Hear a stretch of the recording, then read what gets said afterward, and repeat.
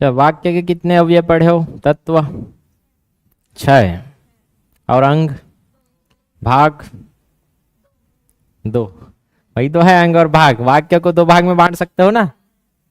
और जिसके बिना नहीं हो सकता वो है तत्व, उसका जो उसके अंदर की बात है।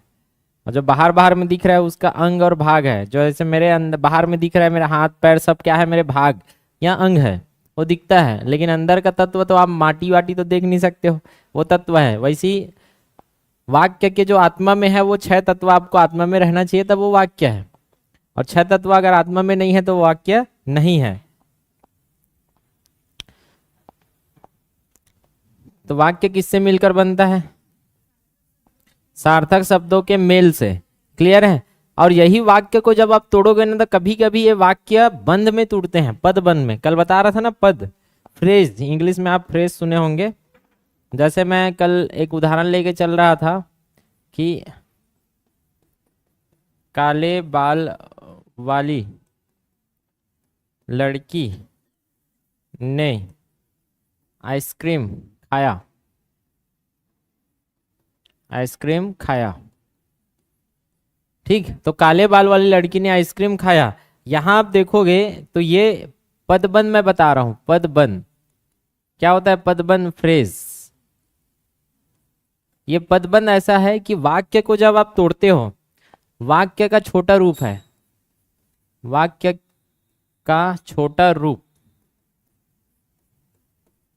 जिससे, या ऐसे बोल सकते हो वाक्य का वाक्यांश है ये, वाक्यांश। क्या समझे? वाक्य का अंश, वाक्य का अंश, वही क्या कहलाता है? पदबंध। शब्दों के मेल से पदबंध बनते हैं और पदबंध के मेल से वाक्य बनता है। देखो भैया, ये जो काले बाल वाली लड़की मैं बोल रहा हूं ये एक पदबंध है। क्या है? पदबंध, जो कि एक संज्ञा पदबंध है। कैसा पदबंध है? संज्ञा पदबंध। इससे एक पहचान समझ आ रहा है क्या? संज्ञा मतलब क्या समझते हो? पहचान। संज्ञा मतलब क्या होता है? पहचान होता है। और पदबंध क्यों बोला? पदबंध इसलिए बोला क्योंकि वाक्य इसी से बना है। ये छोटा सा ऐसा फ्रेज है, छोटा सा ऐसे शब्दों का समूह है जो कि पूर्ण अर्थ नहीं देता है, लेकिन जरूर उसके बिना आप वाक्य नहीं बना पाओगे। पदबंध का मतलब सीधी सी बात, एक भाषा में बोला जाए तो वाक्य का अंश है, वाक्यांश है। ये पूर्ण नहीं होता है, पूर्ण नहीं होता है, होता। क्रिया साथ में है क्या?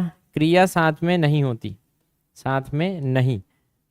तो अगर मैं फ्रेज बोलूंगा काले बाल वाली लड़की, बस इतना बोला तो क्या इसके क्रिया इसके साथ में है?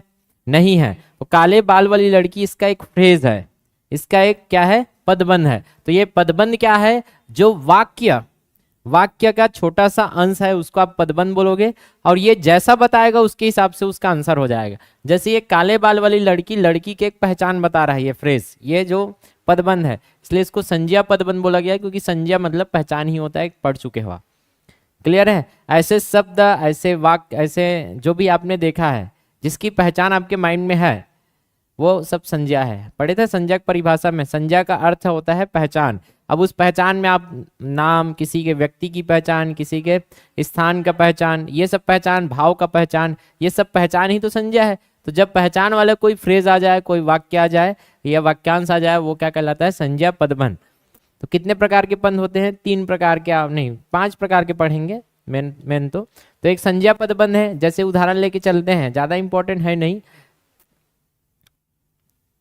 क्योंकि सरल है एकदम। तो अर्थ है एक से अधिक पद क्या है? बंधे हुए हैं, शब्द पदबंध। किसी वाक्य के अंश को क्या बोलते हैं? कहने का मतलब वाक्यांश।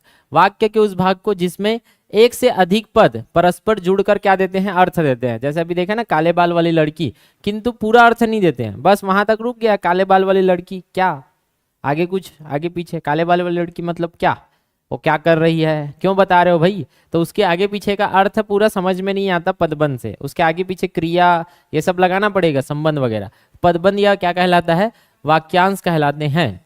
तो पदबंध 5 प्रकार के होते हैं। तो पांचों प्रकार आप देख लोगे, एकदम सरल है। संज्ञा पढ़े हो तो संज्ञा, सर्वनाम पढ़े हो तो सर्वनाम पदबंध, फिर उधर क्रिया पदबंध, विशेषण पदबंध, ये ऐसे आएगा। तो लॉजिक लगाओ, देखो भैया ये एक पहचान है क्या? वाक्य में संज्ञा का काम करते हैं तो संज्ञा पदबंध। देखो मैं इसी को बस इतना बोल सकता था कि यहां से यहां तक बोल सकता था बस। लड़की ने आइसक्रीम खाया बोल सकता था। तो लड़की ने आइसक्रीम खाई हो खाया, आइसक्रीम क्या है? ठंडी आइसक्रीम की ठंडा आइसक्रीम, ऐसा। चलो इसको मैं स्त्रीलिंग वाला लेके चलता हूँ। आइसक्रीम में भी डाउट है, तो रोटी खाई, लड़की ने रोटी खाई, बस इतना बोलता तब भी आपका सही था। लेकिन वहां बहुत सारे लड़कियां थे, तो मैंने लड़की के अलग से पहचान बना दिया। लड़की की अलग से पहचान क्या बनाया? देख भाई, वही अगर काले बाल वाली लड़की है, बाकी सब डोकरी हो गए। क्लियर है? एक के जन है काले बाल वाली, तो वही काले बाल वाली लड़की ने रोटी खाई है। अच्छा ये है रे।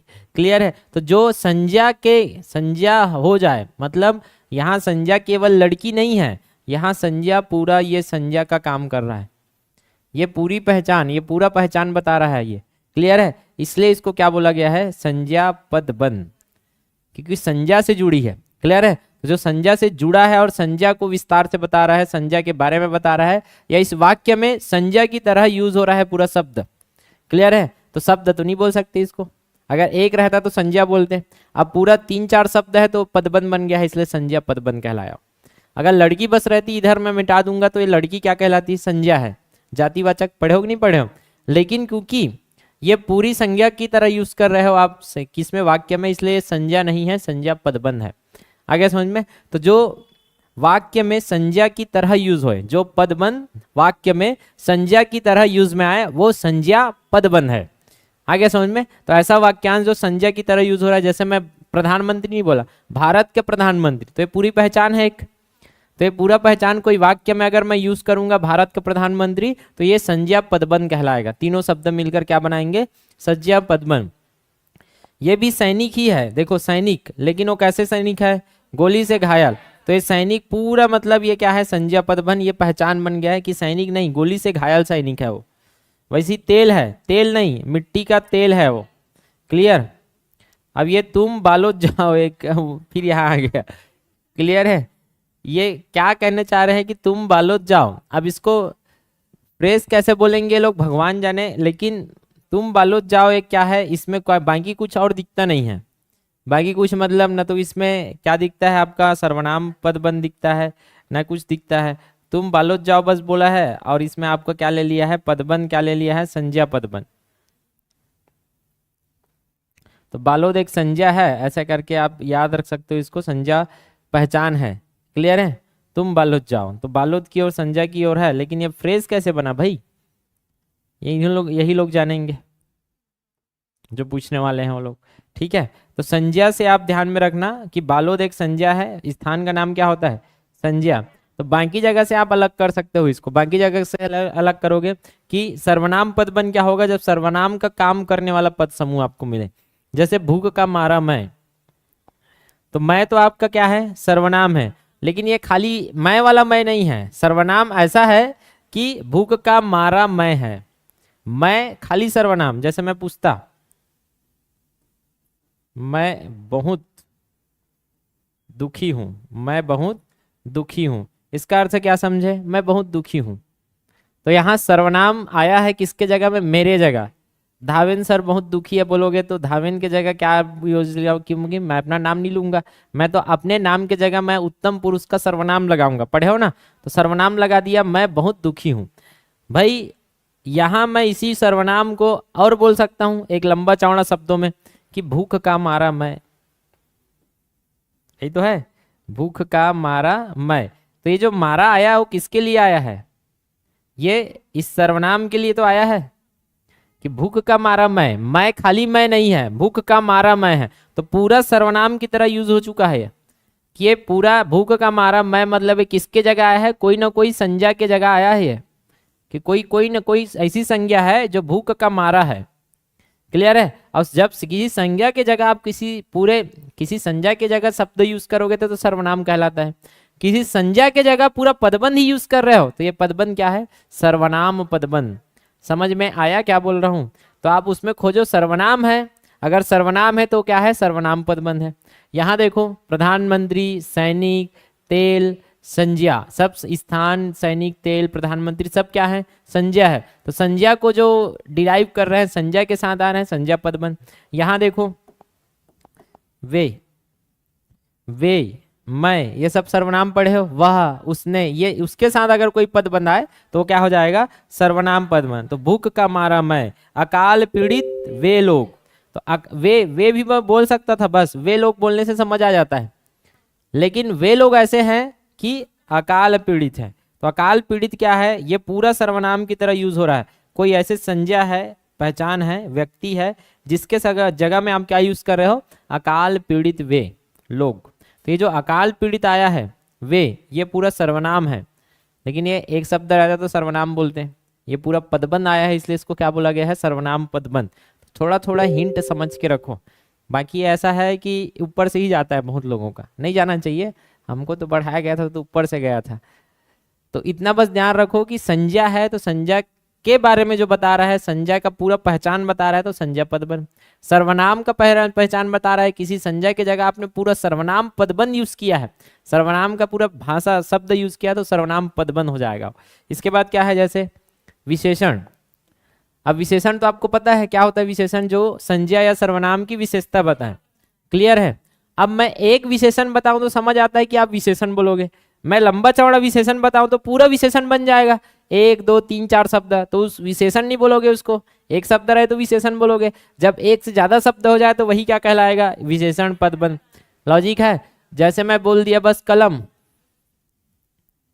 मेरे पास लाल कलम है, लाल कलम, तो यहाँ कलम, लाल क्या चीज है जल्दी बताओ, ये लाल क्या है, लाल विशेषण है। यहां तक ठीक है सर, मेरे पास लाल कलम है, क्लियर। लेकिन मैं यहाँ लंबा चौड़ा लिख रहा हूं, पतली लाल कलम, ठीक है। तो यहां क्या हो जाएगा, अब पतली लाल कलम मतलब ये विशेषण पदबंध बन जाएगा, दोनों मिलके क्या बन जाएंगे, विशेषण पदबंध। और लंबा चौड़ा लगा काली और नीली कलम, तो यहाँ ये कलम की विशेषता क्या है, ये पूरा विशेषता बता रहे हैं। एक शब्द रहता तो विशेषण बोलते, तो पूरा पदबंध है इसलिए इसको क्या बोलोगे, विशेषण पदबंध। जैसे प्यारा, प्यारा क्या है, विशेषण है, लेकिन केवल प्यारा मुख बोलता तो आप बोलते हैं कि मुखड़ा आपका क्या है, प्यारा है, तो विशेषण है बस। लेकिन मुखड़ा ऐसा है चांद से भी प्यारा है, तो पूरा ये जो पद है, ये पूरा आपकी विशेषता बता रहा है, क्लियर है। तो ये विशेषण नहीं है, विशेषण पदबंध है पूरा। चांद से भी प्यारा, चांद से भी प्यारा आपका क्या है, विशेषता है, चांद से भी प्यारा मुखड़ा है आपका, तो ये पूरा विशेषता बता रहा है, इसलिए पूरा क्या है, पदबंध है, विशेषण पदबंध में आ जाएगा। आरुख सरल, समझ में आ गया। तो वह पदबंध जो संज्ञा सर्वनाम की विशेषता बताते हुए विशेषण का कार्य करे, तो ये पूरा पदबंध क्या कर रहा है, विशेषण का कार्य कर रहा है। एक शब्द नहीं है, पूरा पदबंध ही विशेषण का कार्य करे। और विशेषण क्या होता है, संज्ञा सर्वनाम, तो संज्ञा या सर्वनाम की विशेषता बताने वाले पदबंध क्या कहलाएंगे, विशेषण पदबंध कहलाएंगे। वैसे ही क्रिया पदबंध, देखो चारों तो बन गया, संज्ञा सर्वनाम, आपने जो क्या पढ़ा है विकारी शब्द, संज्ञा पदबंध, सर्वनाम पदबंध, विशेषण पदबंध, क्रिया पदबंध, और लास्ट में क्या है, क्रिया विशेषण। 5 ही होते हैं, तो 4 विकारी का और 1 अविकारी में क्रिया विशेषण पदबंध। तो क्रिया पदबंध क्या होगा, जिसमें पदबंध एक ही क्रिया, जैसे यौगिक क्रिया पढ़े हो, यौगिक क्रिया 2 क्रियाओं से मिलकर बनता है, तो एक क्रिया रहे तो क्रिया ही है, लेकिन एक क्रिया के पीछे आपने 3-4 शब्द मिलकर उसको बनाया है तो क्रिया पदबंध है और कुछ नहीं, क्लियर। जैसे सकना एक क्रिया है, जाना एक क्रिया है, कहना एक क्रिया है, सब अपने आप में एक एक क्रिया है, लेकिन सब एक साथ यूज हुए हैं, तो इसीलिए इसको क्या बोला जाएगा, क्रिया का एक उप वाक्यांश है, ये क्रिया पदबंध है। तो कहा जा सकता है, ये क्रिया बन गया, अलग अलग क्रिया मिलके, तो ये क्रिया का क्या कहलाएगा, पदबंध कहलाएगा। पदबंध मतलब सीधी सी बात, बंधा हुआ है शब्द। अगर मैं इसको हटा दूंगा, जा सकता है, तो इसका अर्थ अलग हो जाएगा। अगर जा को हटा दूंगा, सकता है, इसका अर्थ अलग हो जाएगा। तीनों को एक साथ बोलोगे तब तो बोलोगे कहा जा सकता है, इसका एक अर्थ हम आपके माइंड में होता है, हाँ कुछ तो है जो कहा जा सकता है, तो इसका एक अर्थ आया जो कि क्या है, बंधे हुए हैं, तो इसका आप क्या बोलोगे, क्रियापद। वैसे आप करना एक अलग क्रिया है, लिखना एक अलग क्रिया है, दोनों को मैं मिला के बोला तो एक क्रिया बना, तो उसको क्रिया ना बोल के इसको क्या बोल दिया जाएगा, क्रियापद बन। तो लिखा करता है सरल, एमसीक्यू करेंगे तब एकदम और क्लियर होगा कल, क्योंकि आज वाक्य खत्म करके कल इसका एमसीक्यू निपटा देंगे। क्रिया विशेषण पदबंध। क्रिया विशेषण क्या होता है जल्दी बताओ। क्रिया की विशेषता बताने वाला शब्द क्या है? क्रिया विशेषण। लेकिन जब एक शब्द बताया तब क्रिया विशेषण बोलो। यहाँ तो पूरा पदबंध ही क्रिया की विशेषता बता दे तो उस पदबंध को क्या बोलोगे? क्रिया विशेषण पदबंध। आरुख सरल। तो वह पदबंध जिसका प्रयोग क्रिया विशेषण के रूप में होता है, इसको और अच्छे से लिख सकते हो, वह पदबंध जिसका प्रयोग क्रिया की विशेषता बताने के लिए किया जाए, क्रिया की विशेषता बताने के लिए किया जाए, तो वो पदबंध क्या कहलाता है? क्रिया विशेषण पदबंध के लिए हो। तो एकदम सरल हो गया। जैसे अब मैं बोलूंगा यहां अचानक चल बसा, तो ये देखो चल बसा, अचानक चल बसा, अचानक बसा कि अचानक चल बसा, कि आप जो जाने की क्रिया तो कर रहे हो लेकिन वो ये सब मिलकर बता रहे हैं। जैसे धीरे क्या है? क्रिया विशेषण जी, धीरे धीरे चलो, धीरे चलो, धीरे धीरे चलो, धीरे चलो, धीरे पढ़ो, धीरे बोलो। तो आप जो भी क्रिया करते हो, जो भी क्रिया करते हो उसके सामने क्या लगाते हो? धीरे। तो ये क्रिया की क्या बताता है? विशेषता बताता है कि कार्य कैसे कर रहे हो। लेकिन केवल धीरे नहीं बता रहा है, यहाँ तो पूरा पदबंध आया है, पहले से बहुत धीरे। ये पूरा आपके कार्य को बता रहा है कि कार्य की विशेषता क्या है? धीरे तो है, पहले से बहुत धीरे आपकी विशेषता है कि कार्य कैसे हो रहा है? पहले से बहुत धीरे हो रहा है।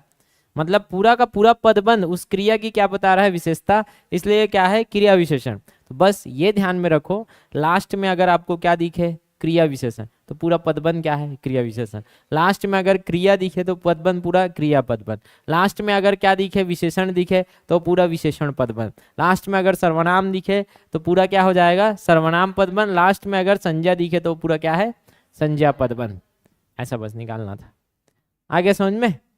बस ये है पदबंध। तो पदबंध का परिभाषा क्या है जल्दी बताओ, पदबंध की परिभाषा।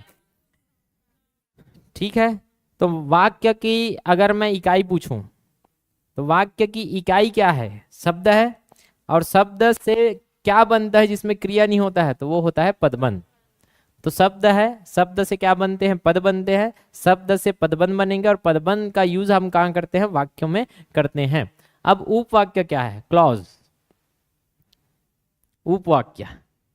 तो उपवाक्य दो प्रकार के होते हैं, एक होते हैं मुख्य और एक होते हैं आश्रित।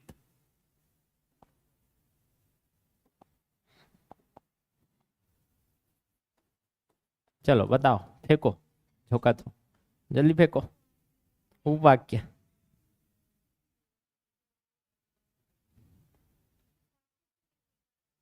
वाक्यों से निर्मित। हाँ हाँ हाँ, ठीक ठीक, सही बात है, क्लियर है।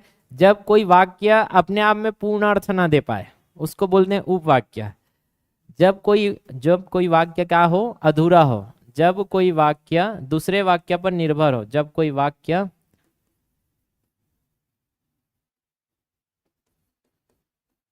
अकेला क्या ना दे पाए? पूर्ण अर्थ दे ना पाए, पूर्ण अर्थ ना दे पाए, उसे क्या बोलोगे? उपवाक्य बोलोगे। अब इस उपवाक्य में अधूरा लगेगा आपको, क्या लगता है? अधूरा अधूरा क्या लगेगा? अधूरी सी बातें, अधूरी सी बातें। तो ये अधूरी सी बातें आपको जब जहां लगा वहां उपवाक्य है। लेकिन इस अधूरापन में भी दो प्रकार के अधूरापन है, एक होता है मुख्य उपवाक्य और एक होता है आश्रित उपवाक्य। मुख्य मुख्य क्या होता है? जिसपे दूसरा उपवाक्य टिका हुआ है, मुख्य उपवाक्य। जिसका अर्थ पूर्ण हो, जिसका अर्थ आपको पूर्ण लगे, वो क्या है? मुख्य उपवाक्य है। और आश्रित क्या है? जो मुख्य उपवाक्य पर टिका हो। आश्रित उपवाक्य क्या होता है? आश्रित उपवाक्य जो मुख्य उपवाक्य पर निर्भर है, मुख्य उपवाक्य पर निर्भर है।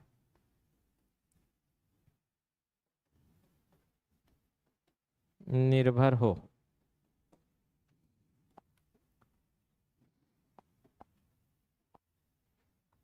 अब इसका उदाहरण आगे आएगा अभी बहुत सारा। ठीक है, कि पिताजी कहते हैं पिताजी कहते हैं कि शराब नहीं पीना चाहिए।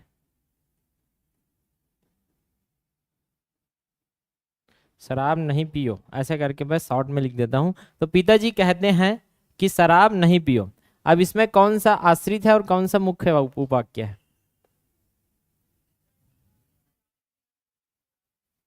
क्या? शराब नहीं पियो ये मुख्य वाक्य है। ये ध्यान में रखना, कंफ्यूजन बहुत होता है यहाँ कि लगता है कि शराब नहीं पियो ज्यादा बेस्ट है, वही मुख्य होगा, लेकिन मुख्य में हमेशा पहला वाला लिया जाता है। ठीक है, पिताजी कहते हैं ये आपका मुख्य है।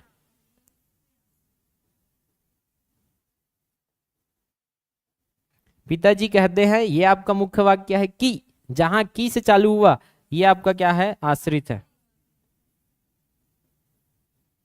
आश्रित उपवाक्य। अभी क्या है देखो, शुरू में पदबंध पढ़ रहे थे तो समझ नहीं आ रहा और लास्ट तक जाते जाते क्लियर हो गया था। वैसे ही ये भी क्लियर हो जाएगा अभी, जैसे जैसे हम लोग एग्जाम्पल को समझते जाएंगे। तो वैसे ही आश्रित उपवाक्य के अब 3 प्रकार हैं। वह आश्रित उपवाक्य में क्या क्या है देखो। आश्रित उपवाक्य वो होते हैं क्रिया युक्त पद, आंशिक भाव व्यक्त होता है। क्या होता है? आंशिक भाव। पूरा पूरा नहीं समझ आएगा, आधी अधूरी बातें आपको समझ आएगी और आपके मन में क्या होगा? आकांक्षा बच जाएगी। जहां आकांक्षा बची वो वाक्य नहीं है, वो उपवाक्य में आ जाएगा, तो उन्हें क्या कहोगे? उपवाक्य कहते हैं। संज्ञा उपवाक्य, फिर से जैसे संज्ञा उपवाक्य क्या है? वह उपवाक्य जो प्रधान या मुख्य उपवाक्य की संज्ञा या कारक के रूप में क्या करे? सहायता करे, उसे क्या बोलोगे? संज्ञा उपवाक्य। तो किसके सहायता होता है उपवाक्य? जो संज्ञा उपवाक्य है, प्रधान या मुख्य उपवाक्य, जो आपका उपवाक्य मेन है, उसकी क्या करे? संज्ञा या कारक के रूप में क्या करे? सहायता। कहने का मतलब जब उपवाक्य जो है, ये देखो, ये जो आश्रित उपवाक्य है ये किस पर आश्रित है? मुख्य उपवाक्य पर। इतना समझ में आ गया? ये जो आश्रित उपवाक्य है इसी का प्रकार है आपका संज्ञा उपवाक्य। जितने भी अभी पढ़ेंगे वो किसका प्रकार रहेगा? आश्रित उपवाक्य। तो ये जो आश्रित उपवाक्य है, अगर ये मुख्य उपवाक्य का संज्ञा की तरह यूज करे, संज्ञा की तरह उसमें क्या करे? प्रयोग करे, वो जो उपवाक्य है इसको आप संज्ञा की तरह इसमें प्रयोग करोगे, तब वो संज्ञा उपवाक्य कहलाएगा। आ गया समझ में? उसको अगर देखो उदाहरण से, आप पहले उदाहरण देखते हैं। और अधिकांशतः इसमें क्या लगाते हैं? की। क्या लगाते हैं? की, छोटा वाला।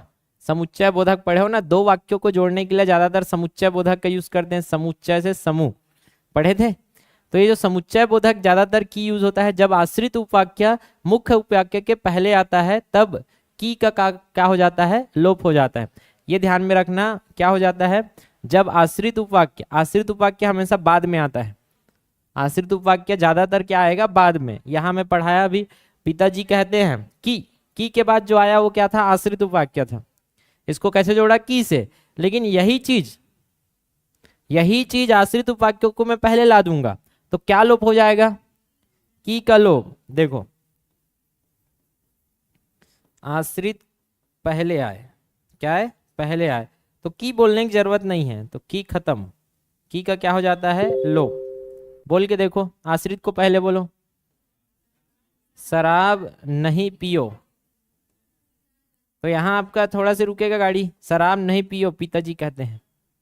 शराब नहीं पियो की पिताजी कहते हैं तो गलत हो जाएगा। की बोलोगे तो अच्छा नहीं लगता है, तो यहाँ की का लोप कर दोगे आप कि शराब नहीं पियो पिताजी कहते हैं, और अच्छा से और समझ आएगा जब उधर वाक्य है उसको और प्रैक्टिस करेंगे। कि यहाँ देखो, अब 3 प्रकार से परिभाषा हो गया। कैसे सर? कि ये जो आप पढ़ रहे हो संज्ञा उपवाक्य या आश्रित उपवाक्य के प्रकार है। संज्ञा उपवाक्य, तो संज्ञा उपवाक्य वे आश्रित उपवाक्य है जो मुख्य वाक्य के लिए संज्ञा की तरह क्या करता है? यूज करते हैं, या संज्ञा की तरह उस उपवाक्य का क्या करेंगे? प्रयोग करेंगे। देखो, संज्ञा या कारक के रूप में क्या करते हैं? सहायता करते हैं। कौन सा? ये वाला जो उपवाक्य है आश्रित है, वो मुख्य वाक्य के लिए संज्ञा की तरह क्या हो? सहायता करे। संज्ञा या क्या? कारक। क्लियर? और जब यही चीज आश्रित उपवाक्य के बाद में आएगा तो कैसे जुड़ता है? की के रूप में ज्यादातर जुड़ेगा, छोटे की के। लेकिन जब आश्रित उपवाक्यों को पहले ला दोगे तो की क्या हो जाता है? समाप्त हो जाता है या लोप हो जाता है। जैसे मैं आपको भूल जाऊं, यह कैसे हो सकता है? ठीक है, यह कैसे हो सकता है कि मैं आपको भूल जाऊं? यहां देखो, ध्यान से समझना, ये इसी का उदाहरण दिया है। इसमें ये आश्रित उपवाक्य है और ये आपका क्या है? मुख्य उपवाक्य है। ये है मुख्य, और ये क्या है, आश्रित। यहां आप ये समझो कि अगर मैं मुख्य को पहले बोलूं, यह कैसे हो सकता है कि मैं आपको भूल जाऊं, की लगाना पड़ेगा, लेकिन वही आश्रित उपाक्य को पहले लिख दिया है, मैं आपको भूल जाऊं, यह कैसे हो सकता है। क्लियर है। और ये प्रश्नवाचक है, इसलिए यहाँ क्या लग गया है, प्रश्नवाचक, तो उसी से पूछ रहा है कि मैं आपको भूल जाऊं, यहाँ कैसे हो सकता है। तो यहाँ की का लोप हुआ है, क्यों, अभी मैं समझा दिया, इधर और समझते हैं अभी। संज्ञा उपवाक्य कभी कभी प्रश्नवाचक होते हैं, तो दिख ही रहा है, कभी कभी क्या होता है, प्रश्नवाचक। और मुख्य उपवाक्य में यह ऐसा अथवा क्या, ऐसा अथवा कैसा, यह क्या सर्वनाम का प्रयोग होता है, तो यही बता रहा है, यह ऐसा अथवा क्या सर्वनाम का क्या करते हो, प्रयोग। ये सब क्या है, सर्वनाम, जो कि कहाँ यूज होने वाला है, आपके मुख्य वाक्य के साथ यूज होगा, जब आप क्या पूछते हो, प्रश्न पूछते हो। ठीक, जैसे मैं जानता हूं कि तुम आलसी हो। अब मैं यहां पूछूंगा, ये जो है मैं जानता हूं कि तुम आलसी हो, क्या ये पहचान बता रहा है, क्या आप जानते हो, आपकी पहचान क्या है, आलसी है। तो यहाँ पहचान से या कारक से रिलेटेड है, तो इसीलिए इसको क्या बोलोगे, संज्ञा उपवाक्य। आगे और पढ़ेंगे तो और क्लियर होगा। अब इसी को अगर की को हटा दोगे तो क्या होगा, तुम आलसी हो मैं जानता हूं, या इसी को और बोल सकते हो, तुम आलसी हो यह मैं जानता हूं, लेकिन की हट जाएगा, क्या हट जाएगा, की, क्योंकि आपने पहले क्या बोल दिया, आश्रित को, आश्रित को पहले ही लगाओगे तो तुम आलसी हो यह मैं जानता हूं, की हट जाएगा। जैसे इसको बोलो, विद्वानों का मत है कि सत्य की सदैव विजय होती है। आश्रित उपवाक्य पूछूंगा तो क्या है इसमें, सत्य की सदैव विजय होती है, और मुख्य क्या है, विद्वानों का मत है, यह है। दोनों को जोड़ा कैसे, कि अगर पहले लगा दे तो सत्य की सदैव विजय होती है, यह विद्वानों का मत है। क्लियर है, या ऐसा विद्वानों का मत है, या नहीं लगाओगे तब भी चलेगा। आगे समझ में, मैंने उससे कहा था कि तुम बनारस जाओ। क्लियर है, कहाँ जाओ, बनारस जाओ, बनारस जाओ, बनारस एक संज्ञा है, तो संज्ञा की तरह है, इसको देखो, कहाँ जाओ तो बनारस जाओ, एक स्थान का बोध हो रहा है, तो ये संज्ञा उपवाक्य की तरह आया है। अब संज्ञा उपवाक्य की तरह आया है, कैसे पता चला, की तरह, बाद में रहेगा हमेशा क्या होता है, आश्रित। तो ये ध्यान में रखना, पहले वाला हमेशा, अगर यहाँ क्या लगा है, की लगा है, तो दो केस हो सकता है, एक केस क्या है, की लगा हो, ओहो की लगा है, तो की लगा है तो पहला और दूसरा, जब की लगा है तो क्या हो जाता है, ये पहला वाला मुख्य और दूसरा वाला क्या है, आश्रित। इतना समझ में आता है। और जब यही की नहीं लगा है, की नहीं लगा है, तो पहला वाला ही आश्रित होता है और दूसरा वाला क्या होता है, मुख्य हो जाता है। मैं नहीं जानता, मैं नहीं जानता कि वह कहाँ है। क्लियर है, तो वह कहाँ है, फिर से स्थान का बोध हो रहा है, संज्ञा। राम ने कहा कि मैं घर जाऊंगा, तो राम ने कहा ये आपका मुख्य वाक्य है, और मैं घर जाऊंगा ये आपका क्या है, उस पर आश्रित है। कि मैं घर जाऊंगा किसी ने तो कहा, तो उस पर आश्रित है। ये किस पर आश्रित है, राम ने कहा, इसके बिना आप उसको मैं घर जाऊंगा, मैं घर जाऊंगा, मैं घर जाऊंगा, तो ये कौन जाएगा, कैसे जाएगा, तो ये राम, राम इसको बोलना पड़ेगा कि वह कहाँ है। बस इतना बोलने से समझ नहीं आता, क्या, मैं नहीं जानता, ये बोलना पड़ेगा, तब वो आश्रित उपवाक्य से आपका पूरा कनेक्शन बैठेगा। तो आप आधा अधूरा बोलोगे तो आधी जानकारी आपको मिलेगा। मैं जानता हूं, यहां तक आप रुक जाओगे ना, तो कुछ तो आप जानते हो, कुछ तो आप जानते हो, यही मुख्य बात है। क्लियर है, लेकिन अब उसको पूरा करने के लिए आपको एक आश्रित उपवाक्य चाहिए कि तुम आलसी हो, ये जानते थे, तो ये आश्रित है। क्लियर है, किसके ऊपर, इसके ऊपर। विद्वानों का मत है, ये कुछ तो मत है, ये मुख्य है। क्लियर है, अब मत क्या है, सत्य की सदैव विजय होती है। इधर कोई दूसरा मत भी तो हो सकता है, वो आश्रित है। कि मुख्य उपवाक्य के अर्थ को क्या करता है, क्लियर करता है, यही तो बोला है, सहायता करे, संज्ञा या कारक के रूप में क्या करे, सहायता करे, वो क्या है, संज्ञा उपवाक्य है। आगे और देखते हैं दूसरा वाला प्रकार, तो ऑटोमेटिक आपको समझ आएगा। विशेषण और क्रिया विशेषण तीन ही होते हैं। तो पहला क्या था, संज्ञा उपवाक्य, दूसरा क्या है, विशेषण, और तीसरा क्या है, क्रिया विशेषण। सेम वैसा टाइप का ही आएगा। देखो, यह शब्दों का समूह है, उपवाक्य है मतलब, उपवाक्य है मतलब शब्दों का समूह ही होगा। उपवाक्य है जो अपना एक उद्देश्य और विधेय रखे तथा विशेषण का कार्य करे। इतना तो समझ आ रहा है सर, जब विशेषण का कार्य करेगा तभी तो आप उसको विशेषण उपवाक्य बोलोगे। इतना तो आया। उसमें क्या होता है, एक उद्देश्य और विधेय। उद्देश्य और विधेय पढ़े हो कि नहीं पढ़े हो? एक उद्देश्य मतलब एक कर्ता और एक विधेय मतलब एक क्रिया। विधेय मतलब क्या होता है? क्रिया होता है। तो कर्ता और क्रिया होता है जो विशेषण का कार्य करे। अब देखो इसमें प्रधान उपवाक्य जो, सो अथवा वह अथवा इसके बदले हुए रूप से क्या होता है? प्रारंभ। तो जो का जिसका, जैसे, ये सब बदल सकता है। सो और वह का उसने, अगर वो बहुवचन है तो उसको, ये सब बदल सकता है। तो इसके आधार पर वो क्या होगा? जुड़ेगा। जैसे देखो, वह कुत्ता जिसके, जुड़ा कि नहीं जुड़ा? वह कुत्ता जिसके शरीर पर काले धब्बे हैं मेरा है। ठीक है, तो यहां जो उपवाक्य आया शरीर पर काले धब्बे हैं, क्या ये किसी की विशेषता बताई जा रही है इसमें? क्या एक शब्द है? क्या ये एक शब्द है? अगर ये केवल एक शब्द होता तो ये इसको विशेषण बोलते। क्लियर है? क्या ये बिना क्रिया का पद है? क्या बिना क्रिया के शब्द होता तो इसको विशेषण पदबंध बोलते। क्लियर है? अब ये पूरा आपका एक वाक्य दिख रहा है आपको, पूरा एक वाक्य है, लेकिन ये वाक्य पूरा वाक्य नहीं है। बस शरीर पर काले धब्बे हैं, इतने से समझ नहीं आता है कि किसके बारे में बात कर रहे हो, इसलिए ये उपवाक्य है। तीनों में अंतर आया समझ में? वाक्य तो पूरा पूरा रहता तो वाक्य बोलते। अगर इसमें क्रिया या है वह नहीं लगा रहता, बस शब्दों का जाल रहता तो उसको पदबंध बोलते, विशेषण पदबंध की विशेषता बता रहा है। लेकिन यहाँ तो पूरा वाक्य ही, ये उपवाक्य ही विशेषता बता रहा है कि शरीर पर काले धब्बे हैं, इसलिए ये क्या है? विशेषण उपवाक्य है। जैसे नीचे का पढ़ो, मैंने कहा कि तुमने यह कलम खरीदी है जो बाजार में सबसे सस्ती है। तो ये जो पूरा आपने बोला, ये पूरा आपने बोला, यही क्या है? विशेषण उपवाक्य। क्या ये पूरे वाक्य को पढ़ने पर ऐसा लग रहा है कि विशेषता बता रहा है किसी चीज का, कि बाजार में सबसे सस्ती है, ये उसकी विशेषता है? इसलिए पूरा वाक्य क्या है? विशेषण उपवाक्य है। क्या है ये? विशेषण उपवाक्य है।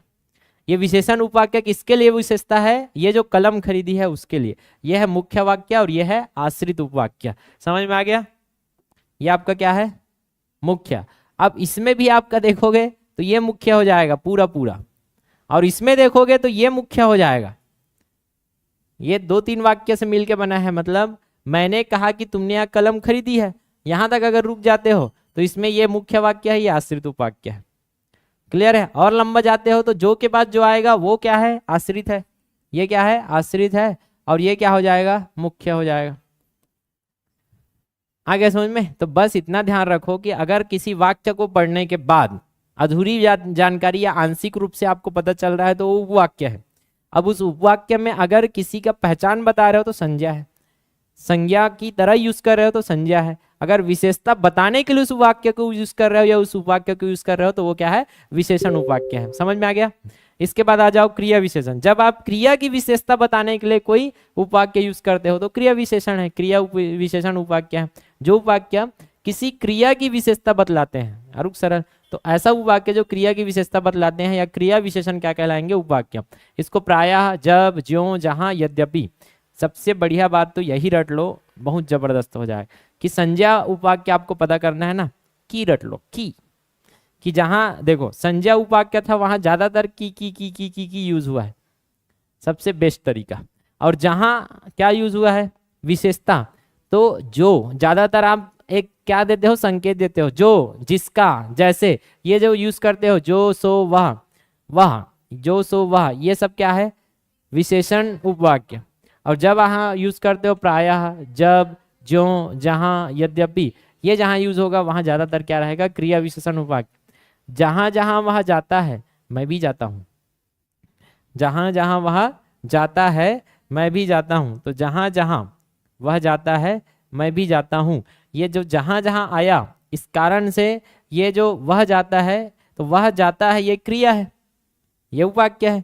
अब इसमें आप कहाँ कहाँ स्थानवाचक लग रहा है? देखो स्थानवाचक क्रिया विशेषण पढ़े हो ना, 4 प्रकार के होते हैं। स्थान, कहाँ, कब, कितना और कैसे। कहाँ, कब, कितना, कैसे। कहाँ, कब, कितना, कैसे। तो कहाँ, कब, कितना, कैसे में ये कहाँ कहाँ बता रहा है? तो कहाँ कहाँ देखो, जब जब, कब कब, जब जब, कब कब, कहाँ जहाँ, यहाँ तहाँ, ये सब आपने पढ़ा है। और कब कब से प्रायः जब जब आपको ये सब दिखे, कहाँ, कब, कितना और कैसे, इसका आंसर अगर कोई उपवाक्य दे रहा है तो वो क्रिया विशेषण उपवाक्य है। कोई शब्द देता है तो क्रिया विशेषण है। कोई उपवाक्य ही उसका आंसर दे रहा है मतलब वो है क्रिया विशेषण उपवाक्य। कि इसको हटा दो, वह जाता है मैं भी जाता हूँ, कहाँ जाता है, तो जहां जहां जाता है। इसलिए जहां जहां लगने के कारण ये क्या बन गया है आपका क्रिया विशेषण उपवाक्य। जब पानी बरसता है तब मेढक बोलते हैं, तो जब पानी बरसता है तब मेढक बोलते हैं। क्लियर। तो इसको अलग से आप क्या बोलोगे, मुख्य वाक्य। और इधर का क्या आ जाएगा, आश्रित वाक्य। तब मेढक बोलते हैं, कब मेढक बोलते हैं, तब मेढक बोलते हैं, जब मेढक बोलते हैं, तब मेढक बोलते हैं। क्लियर है। जब पानी बरसता है तब मेढक बोलते हैं। तो कब कब कब, क्रिया कब होती है, तब होती है। क्रिया कब होती है, तब होती है। तो क्रिया कब होती है, कैसे होती है, कहाँ होती है, सब अगर वो वाक्य बताए, उपवाक्य बताए, तो वहां क्या आ जाएगा आपका क्रिया विशेषण उपवाक्य। जहां सज्जनों का मान होता है वहां लक्ष्मी निवास करती है, तो लक्ष्मी निवास करती है क्रिया है। कहां, जहां सज्जनों का मान होता है। क्लियर है। तो ये पूरा पूरा आपका क्या आया है, उपवाक्य किसके लिए आया है, एक स्थान के लिए आया है, इसलिए स्थानवाचक। क्लियर है। ये एक समय के लिए आया है पूरा पूरा, कि कौन से समय में मेढक बोलते हैं, तो कौन से समय में, कौन से क्रिया में ये क्रिया होती है, कौन से समय में, तो ये होता है जब पानी बरसता है। एक ही समय है क्या, 5 बजे है क्या। जब ऐसा रहता तो आप क्रिया विशेषण कालवाचक डाल देते कि आज मेढक बोलते हैं, कल मेढक बोलते हैं। नहीं, यहाँ एक शब्द रहता तो क्रिया विशेषण, यहाँ तो पूरा वाक्य ही समय बता रहा है। देखो ये पूरा समय तो डिनोट कर रहा है, कब मेढक बोलते हैं, जब पानी बरसता है। तो ये पूरा वाक्य ही काल के लिए आया है, एक समय बताने के लिए आया है, जो क्रिया की समय बताता है। इसलिए स्थानवाचक बोल सकते हो, क्रिया विशेषण उपवाक्य। और कालवाचक, कालवाचक क्रिया विशेषण उपवाक्य है। समय के बारे में बता रहा है कि नहीं बता रहा है। कोई क्रिया कब हो रही है, कोई क्रिया कहाँ हो रही है, तो लक्ष्मी निवास करती है कहाँ, जहां सज्जनों का मान होता है। बस मैं इतना बोलता, मंदिर में लक्ष्मी निवास करती है, तो ऐसे बोलता तो ये आंसर एक ही आता, तो उतना ज्यादा टेंशन नहीं था। यहाँ बस क्रिया विशेषण बोल देते यार, स्थानवाचक। लेकिन यहाँ तो पूरा वाक्य ही आपको स्थान बता रहा है, इसलिए क्रिया विशेषण है कि क्रिया कहाँ होती है, तो ये यहाँ होती है। मेढक कब बोलते हैं, जब बोलते हैं। मैं जाता हूँ, कहाँ जाता हूँ, जहां जहां वह जाता है। ये पूरा वाक्य ही उसको स्थान को बता रहा है, समय को बता रहा है, उस क्रिया के होने को बता रहा है, इसलिए वो क्या है, क्रिया विशेषण उपवाक्य है। तो कितने प्रकार के हो गए आश्रित, 3। ये ऐसा है कि जब एमसीक्यू कल और करेंगे तो और क्लियरेंस आएगा। अभी तो क्या है, थ्योरी है, लेकिन हाँ समझ तो जरूरी है, तभी होगा। तो देखो अभी आश्रित उपवाक्य, इधर आश्रित उपवाक्य के कितने प्रकार पढ़े, 3 प्रकार। क्या क्या, संज्ञा उपवाक्य।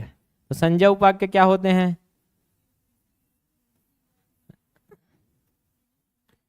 जब उपवाक्य संज्ञा की तरह यूज हो, जब उपवाक्य मुख्य वाक्य के लिए, मुख्य वाक्य लिखने की जरूरत नहीं है, जब उपवाक्य संज्ञा या कारक बोला था क्या, कारक की तरह प्रयोग हो, तो वो पूरा वाक्य ही, पूरा उपवाक्य ही संज्ञा बन गया है, तब उसको क्या बोलोगे, संज्ञा उपवाक्य। जब पूरा वाक्य ही विशेषण की तरह यूज हो तो उसको क्या बोलते हैं, विशेषण उपवाक्य। समझ में आ गया। विशेषण उपवाक्य क्या होगा, जब पूरा उपवाक्य विशेषण की तरह काम करे, जब पूरा उपवाक्य किसी अन्य उपवाक्य के लिए या मुख्य उपवाक्य के लिए विशेषण की तरह कार्य करे, जब पूरा उपवाक्य विशेषण की तरह कार्य करे,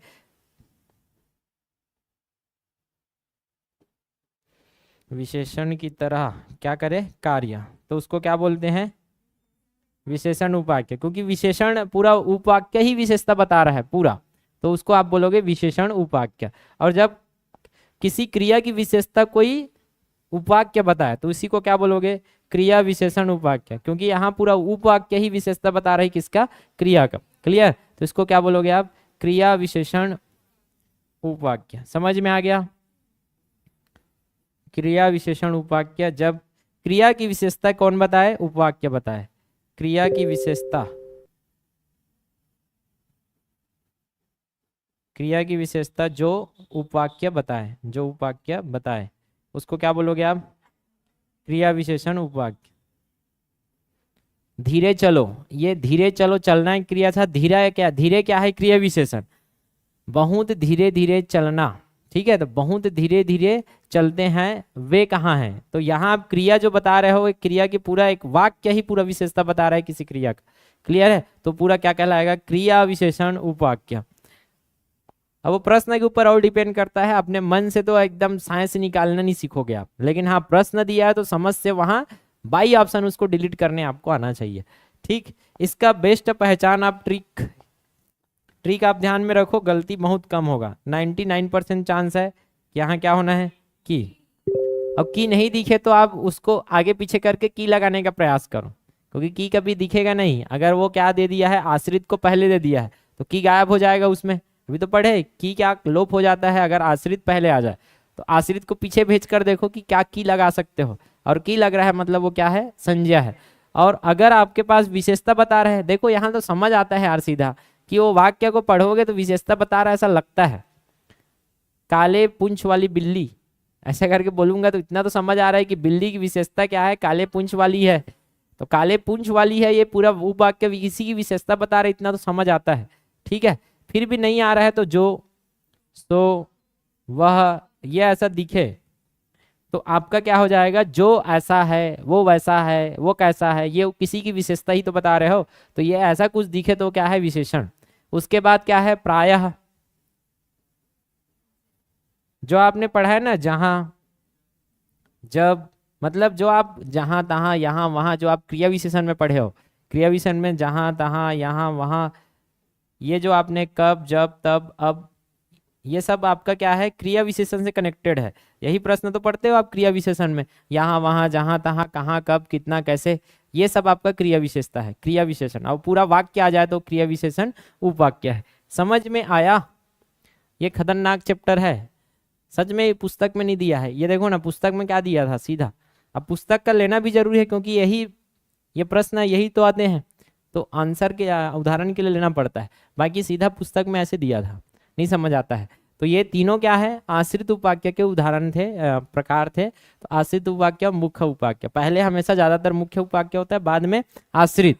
जब क्या हो?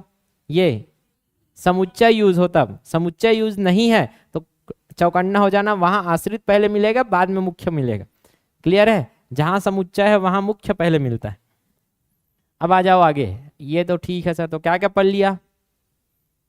क्या क्या पढ़ लिया? पदबंध पढ़े पहले। कितने प्रकार के पदबंध होते हैं? 5 प्रकार के होते हैं। पदबंध क्या होता है? वाक्य का अंश, वाक्य का छोटा सा भाग जिससे वाक्य बना है। क्लियर है? वो पदबंध है, लेकिन वो अधूरा होता है। क्लियर है? तो वाक्य का अंश ही पदबंध कहलाता है, जो कि अपने आप में पूरा नहीं होता है, या जिसके साथ क्रिया नहीं होता है, वो क्या है? पदबंध है। या उसी को क्या बोलते हैं? वाक्यांश बोलते हैं। कितने प्रकार है? 5। तो 4 विकारी है और एक क्या है? क्रिया विशेषण। पढ़े थे? तो संज्ञा पदबंध क्या होता है? वो पदबंध या शब्दों का समूह जो संज्ञा की तरह यूज हो, संज्ञा पदबंध। जो सर्वनाम की तरह यूज हो, सर्वनाम पदबंध। जो विशेषण की तरह यूज हो या विशेषता बता रही हो, ऐसा पदबंध, विशेषण पदबंध। जो और लास्ट था क्रिया, जो क्रिया की तरह यूज हो, एक से ज्यादा शब्द है तो क्रिया पदबंध। और क्रिया विशेषण की तरह यूज हो, मतलब क्रिया की विशेषता बताने वाले पदबंध को आप क्या बोलोगे? क्रिया विशेषण पदबंध। ये पदबंध के 5 प्रकार। उसके बाद हमने पढ़ा उपवाक्य। उपवाक्य ऐसे हैं जो अपने आप में पूरा अर्थ नहीं देते, आंशिक भाव पैदा करते हैं, जिसमें आकांक्षा बच जाती है। वो आपका उपवाक्य है जो दूसरे वाक्य पर भी निर्भर होते हैं। अब उस उपवाक्य में आश्रित उपवाक्य के 3 प्रकार हैं: संज्ञा उपवाक्य, विशेषण उपवाक्य और क्रिया विशेषण। जब पूरा उपवाक्य संज्ञा की तरह यूज हो तो उसको संज्ञा उपवाक्य। जब पूरा उपवाक्य विशेषता बताए या विशेषण की तरह यूज हो तो उसको विशेषण उपवाक्य। जब पूरा उपवाक्य क्रिया की विशेषता बताए तो उस उपवाक्य को बोलोगे क्रिया विशेषण उपवाक्य। संज्ञा उपवाक्य में की का यूज होता है, विशेषण उपवाक्य में जो, सो, वह, और क्रिया विशेषण में जहां तहां यहां जब तब, ये सब कहां कितना कब कैसे वाला सब यूज हो जाएगा उसमें। एकदम सरल। क्लियर है? जब आश्रित को पहले लाते हैं तो संज्ञा उपवाक्य में की का क्या हो जाता है? लोप हो जाता है। यह तो इतना तो बेसिक आपको आइडिया रहना चाहिए। द्विअर्थी तो नाम में छिपा है, ऐसा वाक्य जो दो अर्थ दे। तो द्विअर्थी क्या बोलोगे, अर्थी नहीं उठा देना है, दूठन अर्थी उठा दिए। द्विअर्थी उपवाक्य क्या है, दो अर्थ वाले वाक्य, दो अर्थ वाले वाक्य। तो पढ़ो क्या समझ आ रहा है पुस्तक के भाषा में, कि ऐसे वाक्य जो दो अर्थ प्रकट करे वो क्या है, द्विअर्थी। तो दो अर्थ वाले वाक्यों को क्या बोलते हैं, द्विअर्थी, जिसका पहला अर्थ मूल अर्थ होता है और दूसरा अर्थ सांकेतिक अर्थ होता है। ठीक है, तो कभी कभी हम लोग भावार्थ में जाते हैं, मूल अर्थ में जाते हैं कभी कभी, और कभी कभी हम लोग उसके, जैसे ज्यादातर कहावतें होती है वो दो अर्थ लिए हुए होते हैं। क्लियर है, मोर छाती में नाचता जैसे बोलूंगा तो छाती में सही में नहीं नाच रहा है वो तो आपके, अब ये नाक में दम करता है, मतलब नाक में चढ़ के दम कर रहा है क्या। क्लियर है, तो वह मेरे छाती में नाच रही है ऐसे करके, दिन ब दिन परेशान करती है वह मेरे छाती में नाचती है। तो आप किसी से शिकायत कर रहे हो तो आप बोलोगे कि वह मेरी छाती में नाचती है, तो उसका दो अर्थ निकलेगा कि नहीं निकलेगा, दो अर्थ निकलेगा। एक तो भोला पर्सन है, वो क्या पूछेगा इसका, बस भोला पर्सन मूल अर्थ को लेके चला जाएगा इसका, कि सही में नाचा तो यहाँ। ठीक है, और एक है जो उसका संकेतिक अर्थ लेके चलेगा, भावार्थ, उसका भाव क्या है, तो भावार्थ मतलब संकेत किधर करना चाह रहा है, कि छाती में वो परेशान कर रहे हो। क्लियर, छाती में नाचता है मतलब इसका अर्थ है कि वो क्या कर रहा है, परेशान। तो ऐसा करके उदाहरण दे सकते हो कि इसका दो अर्थ निकलता है। एक तो सीधा अर्थ निकलेगा जो मूल अर्थ दिख रहा है, मूल अर्थ तो सीधा दिखता है कि छाती में कोई नाच रहा है उसका, और दूसरा अर्थ है कि उसको पहचान क्या कर रहा है, वो परेशान कर रहा है। तो ये ऐसा टाइप का वाक्य है, तो उसको बोलते हैं द्विअर्थी वाक्य। ठीक है, और मजाक मजाक में आप बचपन में बहुत बोले हो ऐसा टाइप का, मैंने जाते हुए उसे देखा, तो इसको भी आप द्विअर्थी बोल सकते हो। कैसे भैया, कि कुछ वाक्य ऐसे होते हैं कि आप सामने वाले को कौन सा अर्थ समझाना चाहते हो ये समझ नहीं आता है, इसका मैं दो अर्थ निकाल सकता हूं। जैसे मैंने जाते हुए उसे देखा,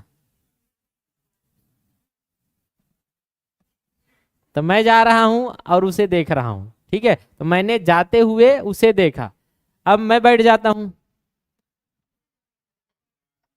ठीक है, वो जा रही है तब भी वही बोलूंगा, मैंने जाते हुए उसे देखा, तो वो जा रही थी मैंने देखा, या तो मैं जा रहा था वो देखा। ऐसी वाला सुने हो आपका, मैंने पान खाते हुए लाश देखा,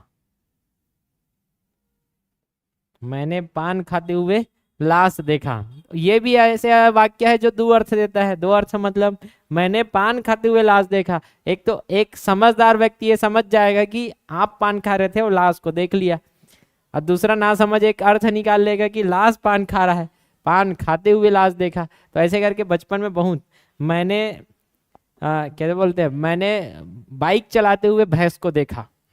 ठीक है तो एक आदमी समझेगा कि आप बाइक चला रहे थे भैंस को देख लिया, एक उल्टा समझ जाएगा कि मैंने बाइक चलाते हुए भैंस को देखा, कि भैंस बाइक चला रहा है, वाह।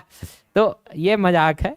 तो ऐसे वाला मतलब द्विअर्थ भी आता है, ये भी एक द्विअर्थी है। लेकिन मेंस वाले ध्यान रखना, अच्छा वाला देना, ऐसे मस्ती मजाक मत करे जाना सीजीपीएससी मेंस में जाके। तो ये भी सही है, लेकिन आप ऐसा टाइप का उदाहरण दोगे। ये देखो यहाँ, समय के साथ महादेव बूढ़ा हो गया है। अब ये इसमें दो प्रकार का आपका अर्थ निकलता है। कैसे सर, देखो ना, सीधा समझ में नहीं आता है देखने पर। दूसरा दो अर्थ निकलता है, समय के साथ बूढ़ा हो गया है, इसका मैं एक अर्थ ये निकाल सकता हूं कि उसका उम्र ज्यादा हो गया है। क्या हो गया है, उम्र ज्यादा हो गया है। इसका एक अर्थ ये निकलता है कि आप सीधा उसके उम्र को ताना मार रहे हो, कि आप बूढ़ा हो गए हो, अच्छा नहीं दिख रहे हो, ऐसा करके उम्र से आप ताना मार रहे हो, या उम्र को बता रहे हो किसी का कि उम्र बूढ़ा हो गया है, समय के साथ महादेव बूढ़ा हो गया है। तो एक समझदार व्यक्ति या एक समझने वाला एक अर्थ तो ये निकाल लेगा कि उसका उम्र ज्यादा है। एक समझदार व्यक्ति इसका एक अलग अर्थ निकाल सकता है, जो उस समय मतलब अगर कुछ देख रहा है, जैसे मैं बोलूंगा ना, कोई कार्य कर रहा है और किक मार रहा है, अब किक उसके मारा नहीं जा रहा है, किक ही नहीं पड़ रहा है, या किसी को उठाना है, अब ये उठाना है, अब ये उठा ही नहीं जा रहा है, तो क्या बोलोगे, समय के साथ तू बूढ़ा हो गया है यार। तो मैं आपका उम्र नहीं बता रहा हूँ, क्या मैं आपकी कमजोरी को बता रहा हूँ। क्लियर है, तो इसका एक अर्थ निकल सकता है, कमजोरी आ गया है आपके। तो ऐसी तो बोलते हो, मैं ऐसे नहीं बोलूंगा डायरेक्ट, क्या नहीं बोलूंगा वाक्य में डायरेक्ट ये बोल रहा हूं क्या कि आप कमजोर हो चुके हो, नहीं, मैं उसी वाक्य को ऐसे यूज किया हूं कि मैं आपके उम्र से लेने नहीं, मैं आपके कमजोरी को दिखाना चाहता हूं, या आपकी सुंदरता अगर खराब हो गई है तो समय के साथ बूढ़ी हो गई है। क्लियर है? तो सामने वाला एक तो ये डायरेक्ट अर्थ समझ जाएगा मूल अर्थ में, कि मूल अर्थ में क्या आ गया कि उम्र ज्यादा हो गया है, ऐसा समझेगा वो। एक व्यक्ति ये समझेगा कि कमजोरी हो गया है। उस समझदार के ऊपर डिपेंड करता है कि संकेत वाला समझ रहा है कि मूल अर्थ। तो ऐसे वाक्य हम बोलते रहते हैं, वही है द्विअर्थी वाक्य। समझ में आ गया? सरल है। आगे अब वाक्य के भेद, यह अंतिम है वाक्य में, उसके बाद वाक्य खत्म हो जाएगा। उसके बाद हम लोग वाक्य शुद्धिकरण करेंगे, ठीक है, हवन यज्ञ करेंगे वाक्य के लिए। ठीक है, इसका 3 कर लेते हैं, अभी 10 मिनट है। तो ये वाला निपटा देते हैं, 8 प्रकार कल करेंगे, छोटा वाला पहले कर लेते हैं। तो रचना और संरचना के आधार पर कितने प्रकार होते हैं? 3 प्रकार। और आधारभूत और अर्थ के आधार पर, अर्थ के आधार पर 8 प्रकार होते हैं। उसका अर्थ क्या निकलता है, निगेटिव, पॉजिटिव, प्रश्न पूछते हो तो प्रश्नवाचक, ये सब आप पढ़े हो, वो अर्थ के आधार पर 8 होते हैं। और रचना के आधार पर 3 प्रकार से किसी को रचना कर सकते हो वाक्य को। एक तो एकदम साधारण से बोल दोगे तो साधारण रचना हो जाएगा, लेकिन उसी को घुमा फिरा के बोलोगे तो क्या हो जाएगा, मिश्र वाला। और उसी को 2 वाक्यों को जोड़कर बोलोगे तो क्या हो जाएगा, संयुक्त वाक्य। देखो वाक्य के भेद कैसे बना, उसको आप रचना कैसे करते हो। सेम वाक्य को आप कई तरीके से बोल सकते हो, और कई तरीका क्या है, 3 तरीके से आप रचना कर सकते हो। तो वाक्य क्या है, आप 3 तरीके से आप क्या कर सकते हो, रचना। तो रचना के कितने प्रकार हो जाएंगे, 3 प्रकार। तो फीलिंग्स पहले ले लेते हैं, फिर इसका डिटेल्स देखेंगे आगे क्या लिखा है। तो सबसे पहले जो आप एकदम रचना कैसे करते हो, एकदम सरल रचना कर सकते हो। सरल रचना, साधारण रचना करते हो। तो सरल और साधारण रचना क्या है, सरल और साधारण वाक्य कहलाएगा। जब आपकी रचना कैसी है, साधारण और सरल, तो उसको मैं साधारण और सरल वाक्य बोल दूंगा। जब आप रचना को पूरा मिक्सचर बना देते हो, मिश्रित कर देते हो, तो उसको क्या बोलोगे, मिश्र वाक्य। और जब आप जोड़ते हो 2 वाक्यों को, तो उसको क्या बोलते हैं, संयुक्त वाक्य। जब आप बोलते हो तो देखो नाम में छिपा है सरल साधारण, तो एकदम सिंपल से आप बोल दोगे। मिश्रित वाक्य में क्या बोल दोगे, मिश्र वाक्य। मिश्रित वाक्य में किसी को आप मिश्रण कर दिया, उससे अलग करोगे तो अधूरा ज्ञान देगा वो, दोनों को एक साथ ही बोलना पड़ेगा। संयुक्त वाक्य ऐसा है कि 2 अलग अलग है, उसको आपने संयुक्त किया है। तो एक शादी है ये, ठीक है, कि 2 अलग अलग है, उनको क्या किया है, संयुक्त किया है। 2 अलग अलग वाक्य है, दोनों को अलग अलग कर दूंगा तो दोनों अलग अलग अर्थ देंगे, ठीक है। लेकिन मिश्र वाक्य में दोनों को अलग अलग कर दूंगा तो एक दूसरे पर लोग डिपेंड होते हैं। कहने का मतलब उपवाक्य होता है, अभी उपवाक्य पढ़े थे। एक उपवाक्य दूसरे पर क्या होते हैं, आश्रित होते हैं। जितने भी आपने उपवाक्य पढ़ा है सब कौन से है, मिश्र है। जितने भी अभी उपवाक्य की, जहां, जैसे, तब, कब, जब, जो भी हमने उपवाक्य लगाया था, सब क्या है, मिश्रित वाले हैं। एक को अगर अलग किया तो एक का अर्थ अधूरा रह जाएगा। लेकिन संयुक्त में क्या होगा, दोनों वाक्य अलग अलग है, उसको आपने जोड़ दिया समुच्चय की तरह, तो वो क्या है, संयुक्त वाक्य। अब ये तो ट्रेलर समझ आ गया सर। जैसे मैं बोला, एक एकदम सरल सी परिभाषा है कि एक उद्देश्य और एक, ऐसे लिखता हूं। उद्देश्य क्या होता है, जल्दी बताओ, क्या होता है, कर्ता होता है। और विधेय क्या होता है, क्रिया। तो जब वाक्य में एक उद्देश्य और एक क्या हो, क्रिया हो, एकदम सरल से बात कि आप एक ही लाइन में बोल दो, ये सरल वाक्य है। लेकिन वही जगह आपका उद्देश्य क्या है, एक है, लेकिन विधेय अनेक हो, एक से ज्यादा, तो उसको क्या बोलोगे, मिश्र वाक्य। क्लियर?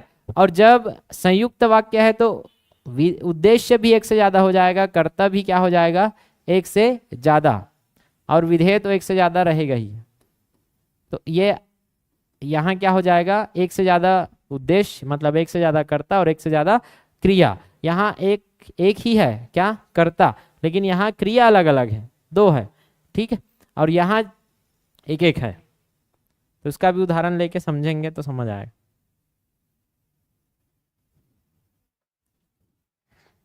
हम्म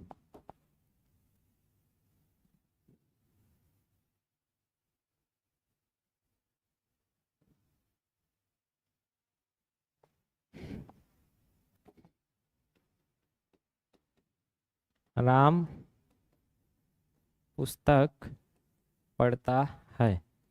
एकदम साधारण से वाक्य है, कुछ नहीं है। एक कर्ता है, एक उद्देश्य है और एक विधेय है, कोई टेंशन नहीं। जब ऐसे सीधा शॉर्टकट में आप बोलते हो तो शॉर्टकट में एक लाइन में बोलना ही क्या है आपका सरल और साधारण वाक्य। अब इसी वाक्य को मैं अब मिश्र वाक्य बना दूं, घुमा फिरा के बोलूंगा। घुमा फिरा के मतलब दो उपवाक्य बनाऊंगा। उपवाक्य मिश्र क्या बोलोगे, मिश्रित करो, जबरदस्ती क्या करो, एक उपवाक्य है और एक और बना दो उसमें आश्रित उपवाक्य। उपवाक्य और उपवाक्य जोड़ोगे तो मिक्सचर बन जाएगा। जैसे पापड़ी को और सेव को और मूंगफली को सबको मिला देते हैं तो मिक्सचर बनता है। अगर पापड़ी को निकाल दूंगा तो मिक्सचर मिक्सचर नहीं रहेगा, वैसी वाली बात है। क्लियर है। अब मैं इसको कैसे बना सकता हूँ, राम ऐसे इसको और थोड़ा से, क्योंकि उधर हमको वो चाहिए ना भाई, राम सुबह पुस्तक पढ़ता है, सुबह पुस्तक पढ़ता है। एकदम शॉर्ट में ये बोल दिया मैं, तो ये सरल है। ठीक है। अब मैं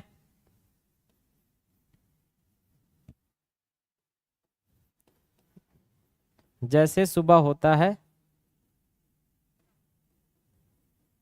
है वैसे ही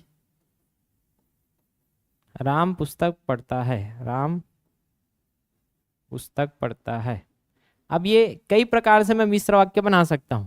अब देखो यहां आपको ये दिख रहा होगा, कार्य करने वाला तो एक ही है, कार्य करने वाला, उद्देश्य करने वाला तो राम ही है, लेकिन क्रिया को मैं 2-3 बार लिख दिया, 2 बार लिख दिया। सुबह होना अलग, पुस्तक पढ़ना अलग, 2 प्रकार से मैं इसका क्या कर दिया, क्रिया लिख दिया। यहाँ बस क्रिया क्या थी, पढ़ने का, यहाँ मैं एक ही लाइन में बोल दिया था और यहाँ आपको समझ भी आ रहा है, वो ऐसा नहीं कि कठिन है। इसको मैं कठिन कर दिया, जबरदस्ती इसको मिश्रित कर दिया, जबरदस्ती वो कठिन, तो सरल था, उसको मिश्रित कैसे किया, जैसे सुबह होता है वैसे ही, ठीक है, राम पुस्तक पढ़ता है। क्लियर है। ये ले, तो यहां जब ऐसा दिखे और ऐसा आप देख रहे हो उपवाक्य जैसा ही लग रहा है कि सुबह होता है वैसे ही राम पुस्तक पढ़ता है, तो ये दोनों एक दूसरे पर डिपेंड है कि सुबह होना चाहिए तब राम पुस्तक पढ़ेगा, राम पुस्तक कब पढ़ता है, जब सुबह होता है। क्लियर। अब इसी को मैं संयुक्त करूं तो संयुक्त के लिए दोनों अलग अलग वाक्य होता है, ये ध्यान में रखना। यहां उपवाक्य लिखा हूं तो यहां क्या लिखूंगा मैं, वाक्य प्लस वाक्य। ये स्वतंत्र वाक्यों को आप जोड़ते हो। स्वतंत्र वाक्य कब होंगे, जब एक से ज्यादा और एक से ज्यादा, मतलब यहां तो ऐसा था, करता है तो उसके साथ एक क्रिया है, यहां एक ही करता है उसके अलग अलग क्रिया है। यहां एक करता है उसका अपना क्रिया, दूसरा करता है उसका अपना क्रिया, तीसरा करता है उसका अपना क्रिया, सब कर्ता के अपने अपने क्रिया है अलग अलग, उसको आप जोड़ोगे। जैसे मैं यहां बोलूंगा सुबह होता है और, सुबह होता है और राम पुस्तक पढ़ता है, दोनों अलग अलग है। सुबह होता है रोज होता है सबको पता है, लेकिन डिपेंडेंस लग रहा है क्या, देखो अब इसमें तो डिपेंडेंस लग रहा था, जैसे लगा वैसे लगा, तो एक दूसरे पर डिपेंड हो गए कि वाक्य पढ़ोगे मतलब डिपेंडेंस नजर आएगा आपको एक दूसरे के ऊपर। तो जब डिपेंडेंस नजर आ रहा है, निर्भरता नजर आ रही है, तब जाके दोनों क्या कहलाएंगे, उपवाक्य, और ये मिश्रित हो जाएंगे। लेकिन यही अगर मैं क्या लगा दिया, देखो अब इसी को मैं क्या बोल रहा हूं, सुबह होता है, सुबह होता है और राम पुस्तक पढ़ता है, सबका अर्थ वही है, लगभग सबका अर्थ वही निकल रहा है तीनों में। देखो तीनों में अर्थ वही है, राम सुबह पुस्तक पढ़ता है। इसमें भी आप वही समझोगे कि सुबह में राम पुस्तक पढ़ता है, पढ़ोगे समझोगे नहीं, यहाँ भी वही समझोगे कि जैसे ही सुबह होती है राम पुस्तक पढ़ता है, यहाँ भी वही अर्थ आपकी तरफ पहुंचा। वही अर्थ मैं यहाँ भी दे रहा हूं कि सुबह होता है और राम पुस्तक पढ़ता है। यहाँ और लगा, और क्या है, दोनों को अलग अलग कर दिया। यह वाक्य अलग है, देखो सुबह होना एक अलग क्रिया है, ठीक है, सुबह होता है, और यहाँ राम पुस्तक पढ़ता है, ये आपका क्या है, अलग अलग मतलब वाक्य है। दोनों वाक्य अपने आप में यहाँ स्वतंत्र है। सुबह होता है ये कंप्लीट हो चुका है। अब जैसे वैसे आइट साइड लगा रहता ना तो आपके माइंड में एक जिज्ञासा बच जाती, आकांक्षा, तो आप बोलते उपवाक्य है। जैसे यहाँ पढ़ोगे, इसको पढ़ो आप, जैसे सुबह, ठीक है, सुबह होती है क्या, कि होता है, ठीक है, तो जैसे सुबह होती है, तो सुबह होती है जैसे लगा, जैसे ही जैसे लगा वैसे ही आपके माइंड में क्या है, अधूरा, अधूरापन लगा, जिज्ञासा रह गई, तो ये उपवाक्य है, यहाँ मिश्रित आ जाएगा। लेकिन ये अपने आप में स्वतंत्र क्यों लग रहा है, ये क्यों स्वतंत्र लग रहा है कि सुबह होता है, बस मैं इतना बोलूंगा तो आप समझ जाओगे, फिर होता है, होती लिख दें, ठीक है, सुबह होती है। तो सुबह होती है तो यहाँ आपके माइंड में अब कंप्लीशन है कि रोज होती है, सुबह होती है। जैसे लगाता तो माइंड में क्या आगे कुछ बोलोगे आप, तो आगे कुछ बोलोगे, जैसे लगाया मतलब कुछ तो बोलोगे, मतलब वहां आपका क्या है, मिश्रित। यहाँ तो आपका कंप्लीशन है। अब इस कंप्लीट वाक्य को आपको और, तथा, एवं इससे आप जोड़ोगे तो ये क्या बन जाएगा, संयुक्त हो जाए। तो किसी को जोड़ोगे तो संयोग है, संयुक्त हो जाता है। किसी अलग अलग को जोड़ोगे तो संयुक्त। जब एक दूसरे पर डिपेंड है तो मिश्रित है, एक दूसरे से मिले जुले हैं। अगर अलग अलग कर दोगे तो उसका औचित्य खत्म हो जाएगा। और सरल तो सीधा एक लाइन में बोल दो, एक विधेय एक उद्देश्य, एक उद्देश्य एक विधेय। समझ में आ गया। अब इसी को हम लोग क्या करेंगे, उदाहरण से और अच्छे से समझते जाते हैं। इतना ट्रेलर समझ आया कि नहीं आया, क्या है, सीधा सीधा एक लाइन में बोल देना सरल है। जब उसी को आप घुमा फिरा के एक दूसरे पर आश्रित कर देते हो तो मिश्रित बन जाता है। जब एक दूसरे के स्वतंत्र टाइप का अब वाक्य दिखता है तो वो क्या है, आपका संयुक्त है, कि एक दूसरे को आप संयुक्त कर रहे हो, संयोग कर रहे हो। तब देखो ये तीनों प्रकार जैसे एकदम लाइन से एकदम दिया है, देखो ये पढ़ोगे एकदम सरल लगेगा सब कुछ, बीच में ना तो जैसा ना की ना यहाँ वहां कुछ नहीं लगाया हूँ, सीधा सीधा एक लाइन में। राम हिंदी पढ़ता है, वह घर पहुंच गया है, सलमा घर जाती है, सूरज पढ़ लिख कर अधिकारी बना, एकदम सरल। तो यही सरल है इसलिए सरल वाक्य, सरल है इसलिए सरल वाक्य। अब इसका आपको परिभाषा लिखना है तो मैं बता चुका हूं, जिस वाक्य में केवल एक ही क्रिया मतलब एक विधेय और एक ही कर्ता मतलब एक उद्देश्य हो, सरल वाक्य है। ठीक है, सरल वाक्य में पूर्ण विराम चिन्ह के अतिरिक्त किसी अन्य विराम चिन्ह का प्रयोग नहीं होता। ये समझ सकते हो आप कि एक लाइन में जब मैं बोलूंगा तो बीच में कुछ अवरोध तो होगा ही नहीं, तो यहाँ विराम चिन्ह यूज नहीं होता, केवल लास्ट में क्या दिखेगा आपको, पूर्ण विराम चिन्ह। तो पूर्ण विराम चिन्ह के अलावा वाक्य के मध्य में कोई अन्य विराम चिन्ह नहीं मिलता है या प्रयोग नहीं किया जाता है। तो इसको मैं यहाँ डाल लेता हूँ। तो इसका एक आपको फैक्ट क्या मिला कि केवल केवल अंत में क्या मिलेगा आपको, अंत में पूर्ण विराम, मध्य में कोई विराम नहीं, मध्य में कोई विराम चिन्ह नहीं।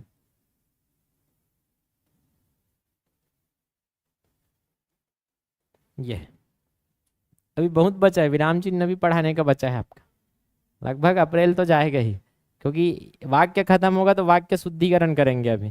फिर वाक्य शुद्धिकरण के बाद वर्तनी बचा है आपका, फिर शब्द विचार बचा है, अरबी फारसी उर्दू किस कौन सा शब्द है, उसके बाद यही विराम चिन्ह, 3-4 चैप्टर अभी बचा ही है। ठीक है,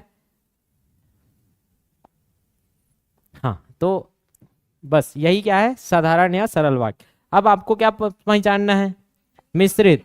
तो मिश्रित में एक आश्रित होता है और एक क्या होता है, मुख्य वाक्य। तो देखो यहाँ अच्छे से और लिख दिया है कि जिस वाक्य में एक सरल वाक्य के अतिरिक्त उसके अधीन क्या हो, अन्य वाक्य हो। तो एक वाक्य है उसके अधीन कोई अन्य वाक्य होता है तो वही सो आश्रित कहलाता है।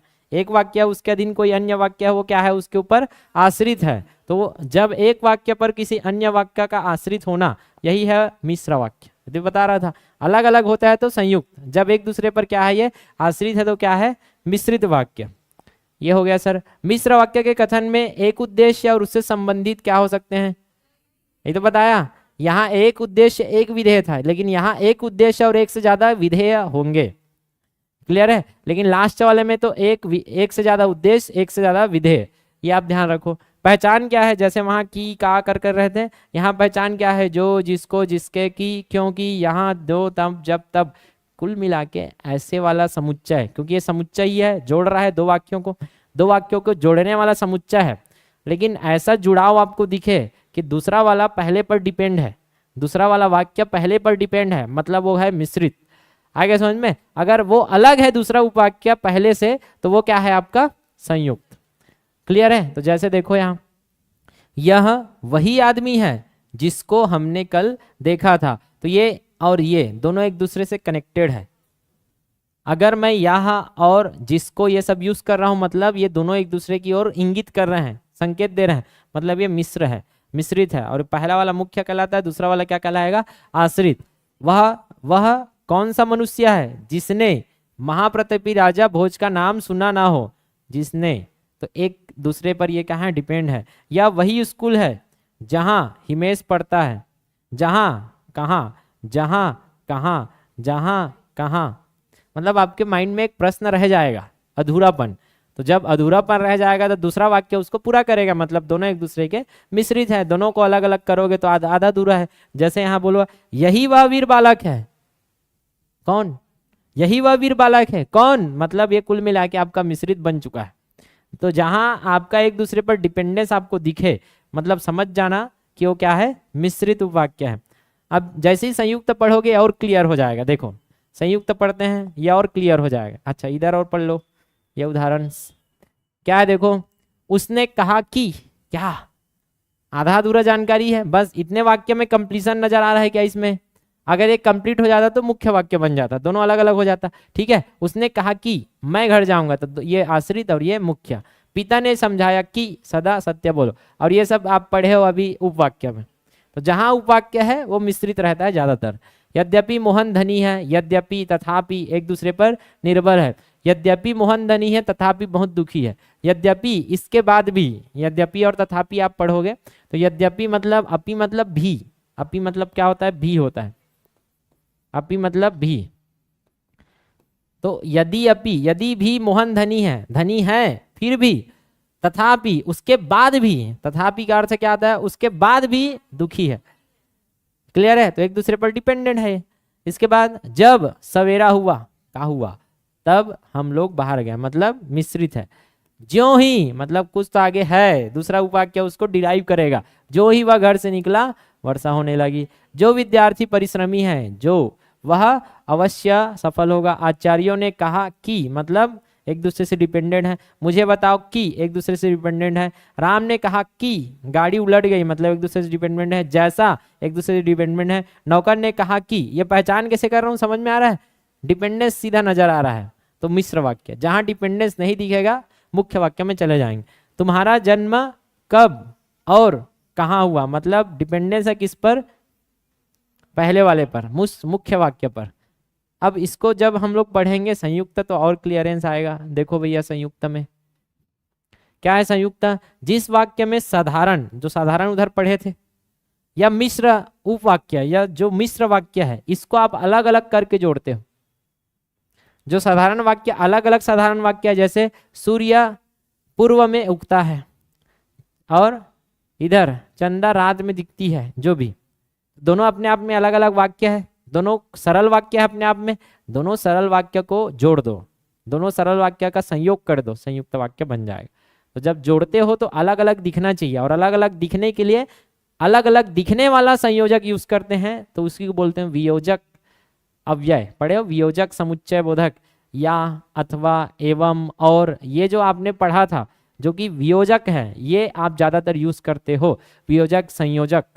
ठीक है, कुल मिला के इसमें समुच्चय क्या होगा, वियोजक संयोजक और विरोधाभास, लेकिन किंतु परंतु, जो दोनों वाक्य को क्या करें, अलग अलग करें। देखो का मेल संयोजक अवयव द्वारा होता है उसे संयुक्त वाक्य बोलते हैं। किनका संयोजन हो, साधारण वाक्य या मिश्र वाक्य का।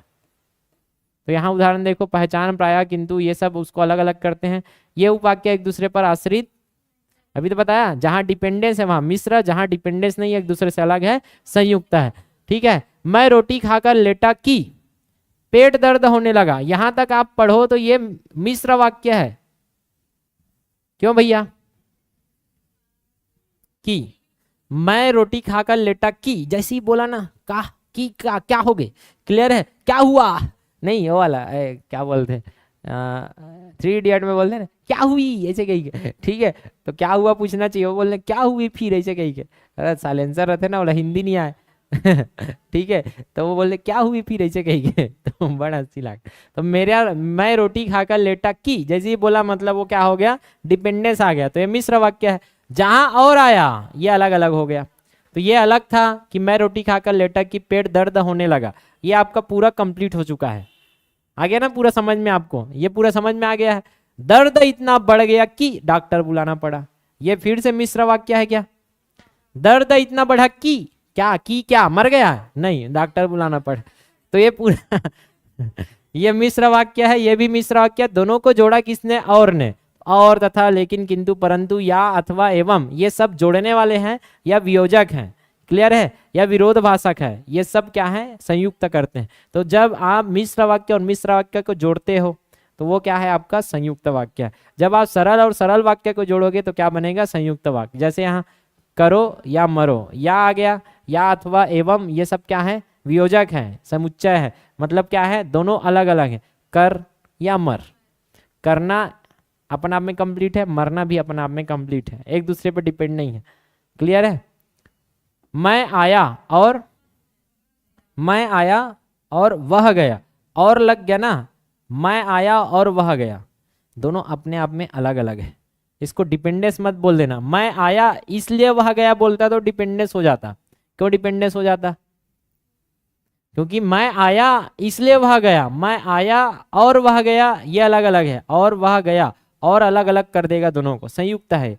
ठीक है। वह गरीब है लेकिन ईमानदार, ईमानदार है और ये गरीब है, दोनों अपने आप में अलग अलग वाक्य है, दोनों को जोड़ दिया है हमने कि दोनों गुण है उसमें। क्लियर है। वह गरीब है लेकिन ईमानदार है, ये अलग उसका गुण है और ये अलग उसकी विशेषता है, दोनों अलग अलग हैं, लेकिन दोनों को जोड़ के हमने क्या बना दिया संयुक्त। क्लियर है। सुबह हुई और वहां चहल पहल शुरू हो गई, तो वहां चहल पहल शुरू हो गई, ये अपने आप में पूर्ण है। सुबह हुई ये अपने आप में पूर्ण है, क्योंकि और लगा है ना, आपके मन में कोई जिज्ञासा या आकांक्षा नहीं बच रही है। सुबह हुई, ठीक है, और वहां चहल पहल शुरू हो गई। छात्र पढ़ते हैं और अध्यापक उन्हें देखते हैं, तो अध्यापक उन्हें देखते हैं ये अपने आप में एक वाक्य है, छात्र पढ़ते हैं अपने आप में एक सरल वाक्य है। तो सरल वाक्य एक सरल वाक्य, दोनों को जोड़ोगे संयुक्त वाक्य। राम बिल्कुल नहीं पढ़ा, संयुक्त, ठीक है, फेल हो गया, दोनों को क्या किया इसलिए से, तो जहां इसलिए आए वहां चौकन्ना हो जाना, इसलिए मतलब संयुक्त ही रहता है, यहां इसलिए नहीं आया है। कहीं भी इसलिए दिख रहा है क्या? कहीं भी इसलिए दिख रहा है क्या? यहाँ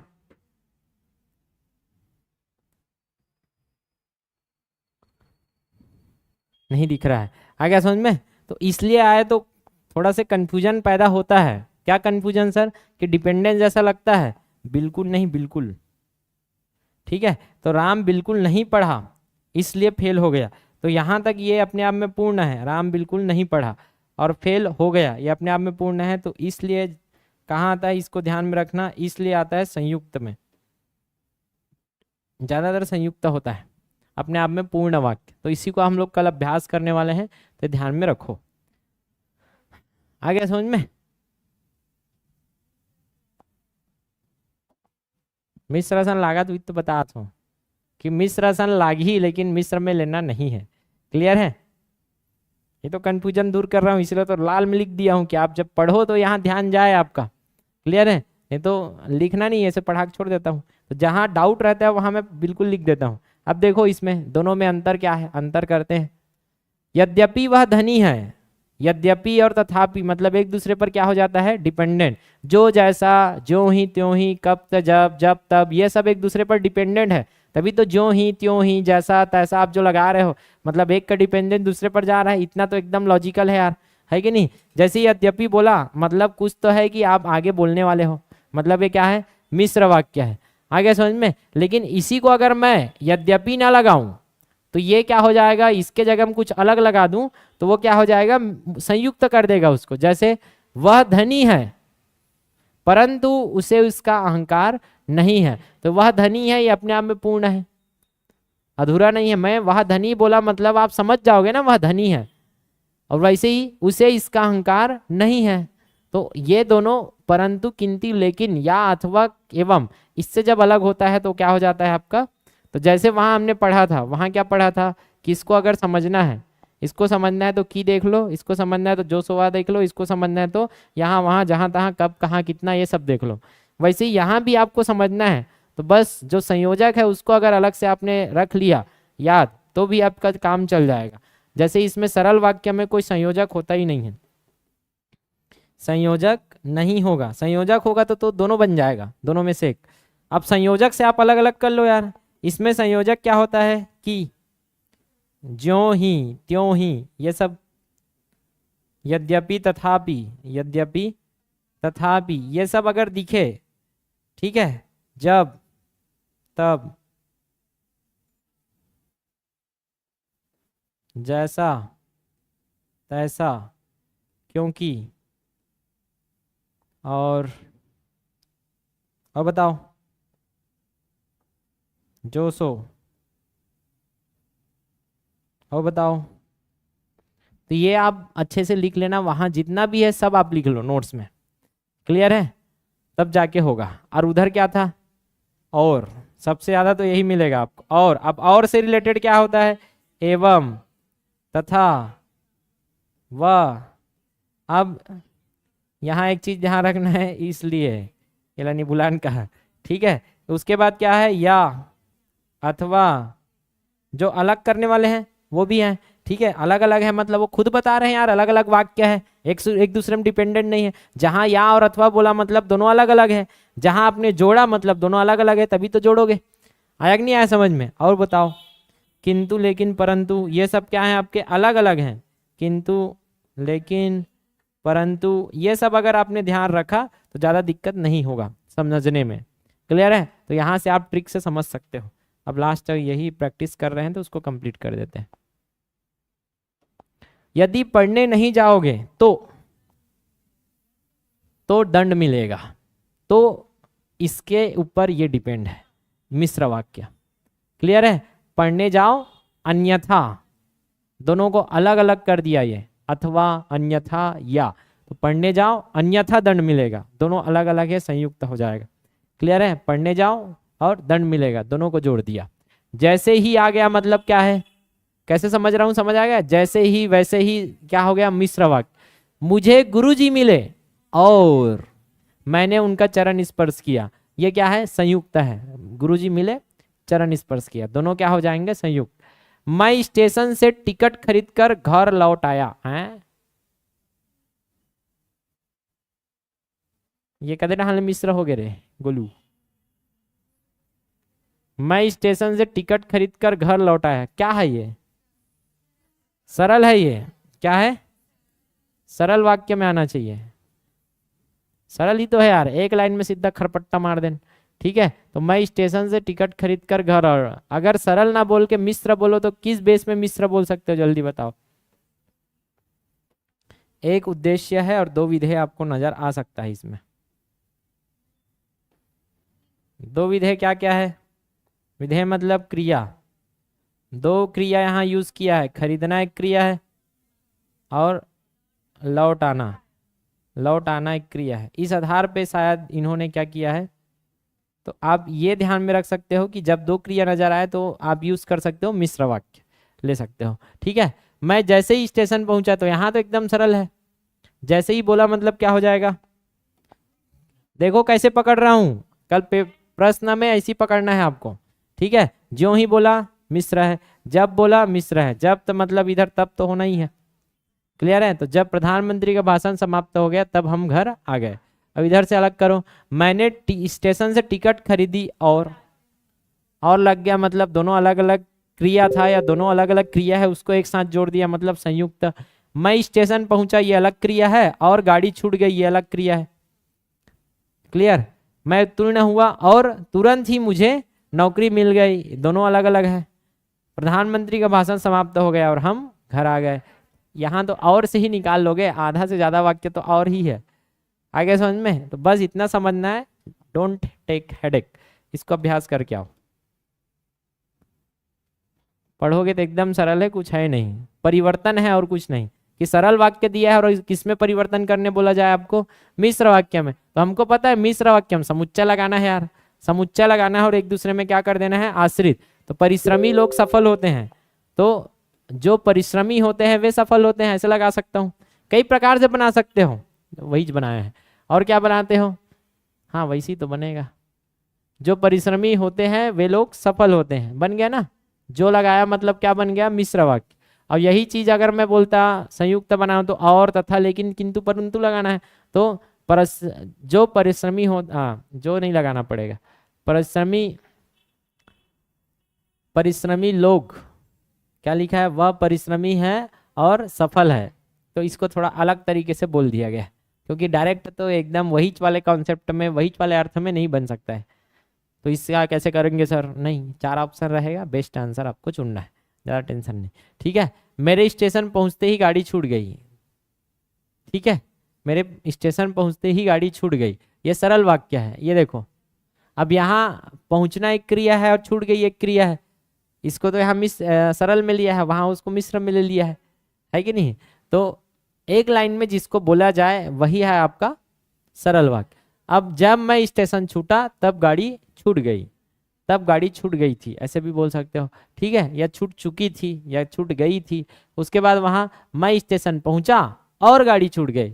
तो जहां और तथा लेकिन किंतु परंतु अगर डाल सको, और तथा लेकिन किंतु परंतु ये सब डाले हैं, तो और तथा लेकिन किंतु परंतु में डाल के बनाओगे तो संयुक्त बन जाएगा। ज्यों तब जैसा तैसा वैसा कैसा जब तब कब अब ये सब लगा के बनाओगे सब क्या बन जाएगा? मिश्रा।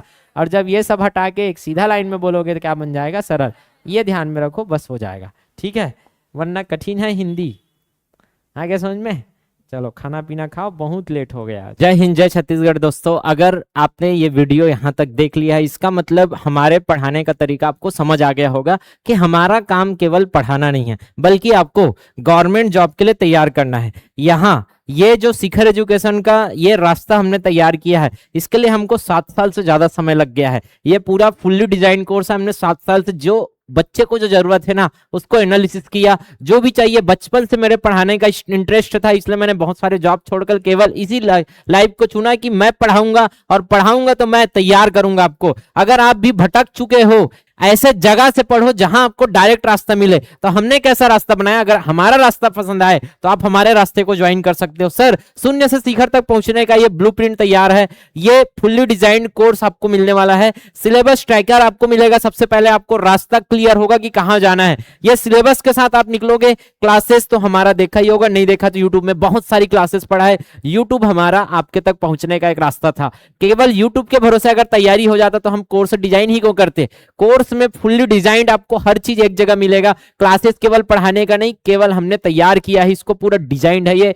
उसके बाद हमने नोट्स पूरा क्लासेस का आपको नोट्स मिलेगा, A4 प्रिंटेबल नोट्स जिसको आप प्रिंट करा पाओगे, मेरा ही हैंड रिटन नोट्स मिलेगा। बुक वगैरह का मैं कॉपी पेस्ट करके जेमिनी को बोल के नहीं बनवा दिया है मैंने, पूरा मेहनत का है ये मेरा। क्लियर है? MCQ प्रैक्टिस सर केवल पढ़ने वाला, केवल नोट्स वाला कुछ नहीं कर पाएगा, अभी MCQ लगाना पड़ेगा। और वो MCQ कहां से लगाओगे? हर टॉपिक पीछे हमने MCQ का डिजाइन किया है।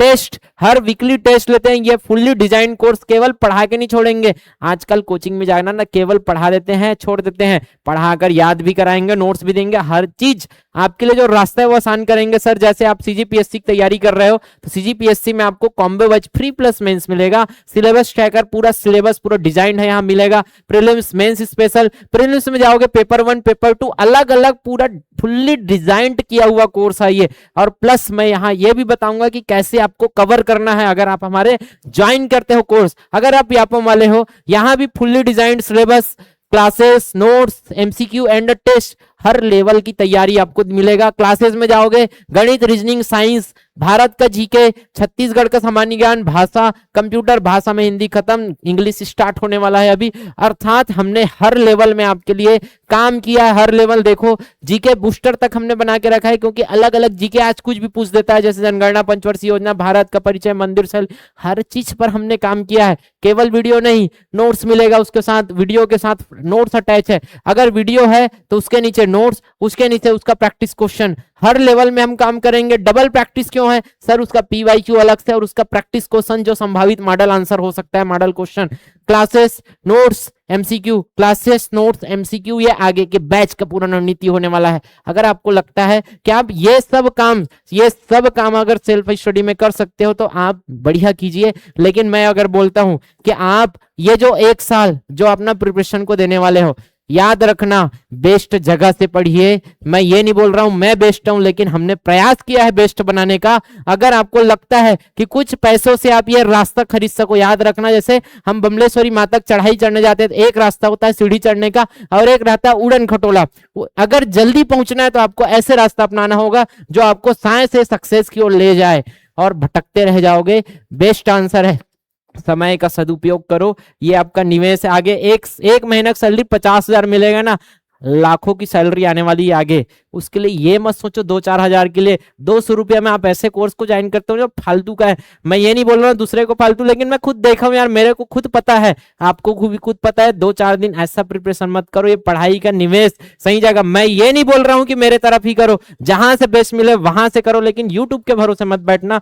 यूट्यूब केवल केवल पढ़ाने का वीडियो दे सकता है, लेकिन हर लेवल में आपको तैयारी नहीं करा सकता। स्मार्ट तैयारी करना है ना, इस समय का सदुपयोग करो, बेस्ट कोचिंग चुनो और बेस्ट कोच के साथ अपना प्रिपरेशन स्टार्ट करो। याद रखना, सरकारी नौकरी की पढ़ाई नहीं होती, सरकारी नौकरी की तैयारी होती है। ये युद्ध है, इस युद्ध में 200 पोस्ट मामूली, 200 भी ज्यादा बोल देता हूं, आजकल 50-100 पोस्ट निकलता है यार, उसमें आपको जीतना है, ऐसे जगह से जीतना पड़ेगा। ऐसा सही तरीके से तैयारी करोगे तब जाके कहीं मिलेगा, तब जाके कहीं मिलेगा। अगर आपको हमारा कुछ समझ आ गया होगा कि हम कैसे कर रहे हैं तो आपका बिल्कुल स्वागत है, आइए मिलकर तैयारी करते हैं। और कुछ अगर हमसे शिकायत हो तो कमेंट में बताइए, हम उसको भी पूरा करने का प्रयास करेंगे। हमारे पढ़ाने का तरीका कैसा रहा उसको भी कमेंट में बताइए, और कोई भी आपके दोस्त यार हो बिल्कुल शेयर कीजिए, आपका कमेंट पढ़ के हमको अच्छा लगता है, प्रोत्साहन मिलता है। यहाँ तक वीडियो देखने के लिए बहुत बहुत धन्यवाद, आपके भविष्य की हार्दिक शुभकामनाएं।